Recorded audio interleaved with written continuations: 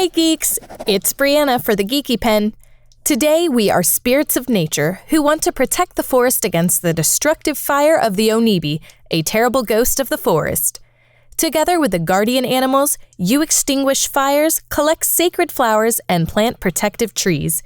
You win living forests by extinguishing 12 fires, banishing the Oinibi for good, or by planting 12 different protective trees, thus saving the sacred tree, or by collecting 12 sacred flowers to wake Sanki, the great guardian of the forest.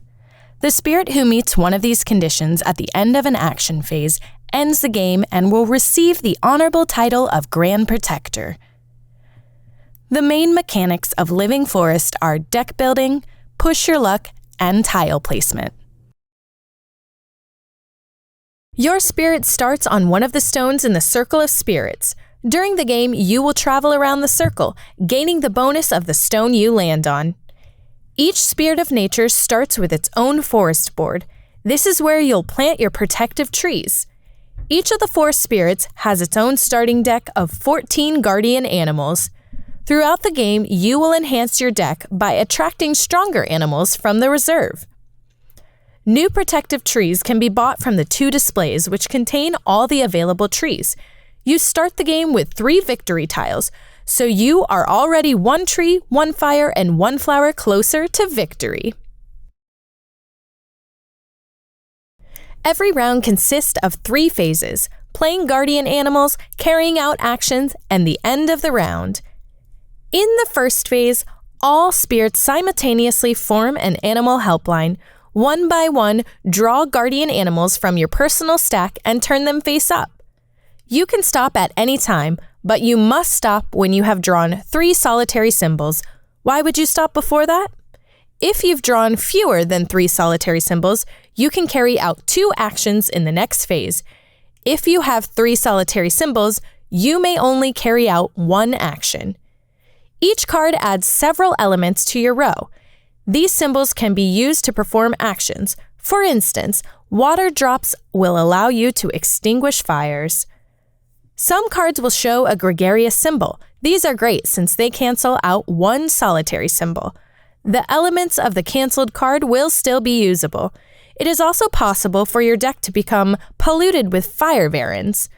They only show a solitary symbol and don't add any elements to your row. Luckily, you can destroy them. By discarding a fragment tile, you may immediately return the varin you drew to its stack. You can also use the fragment tile to place a normal guardian animal onto your discard pile. You may then continue to draw cards. When all players have decided to stop drawing, move on to the action phase. Starting with the player with the sacred tree standee, each player carries out their actions. Count the elements visible in your animal helpline and on your player board to decide the total strength of these actions. In this example, I have 7 suns, 3 water, 4 trees, and 3 circles. Since I didn't bust, I'm allowed to carry out 2 actions. These actions must be different. Suns allow you to attract guardian animals from the reserve. Count how many suns your animal helpline and player board contain in total. You may then attract 1 or more guardian animals from the reserve and place them directly onto your draw pile.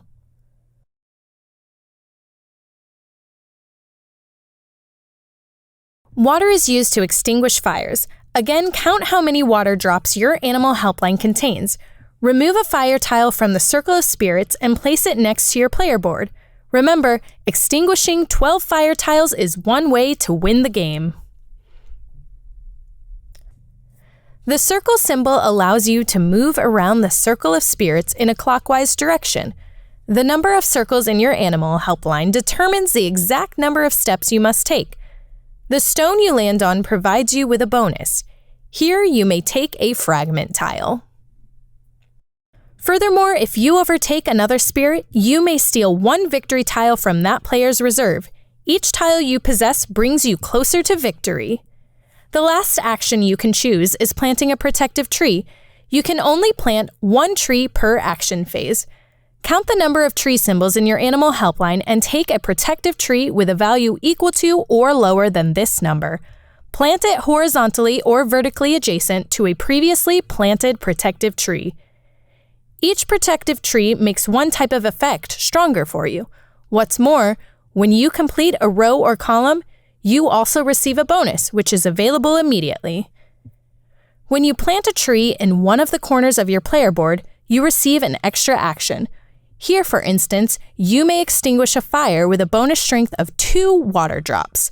When all nature's spirits have carried out their actions, it is time for the third phase. In the third phase, Oinibi attacks. If there are still fire tiles inside the circle of spirits, add up their values. If your animal helpline contains fewer water drops than the total amount of fire, you must add 1 fire Varen to your discard pile for each fire tile still in the circle of spirits.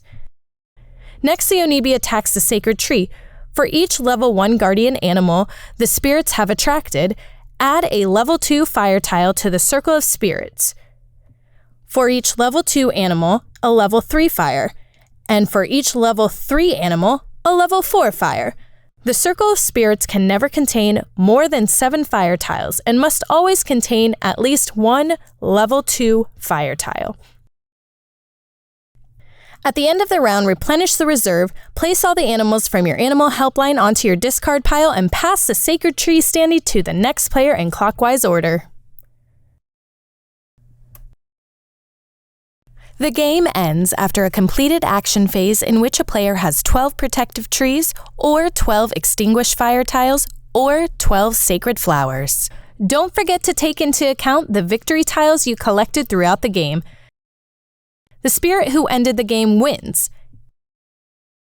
If there's a tie, those players compare all their trees, fires, and flowers. Whoever has the most wins. Thank you for watching this geeky overview. If you liked it, please subscribe to our channel for more videos. Until next time, stay geeky!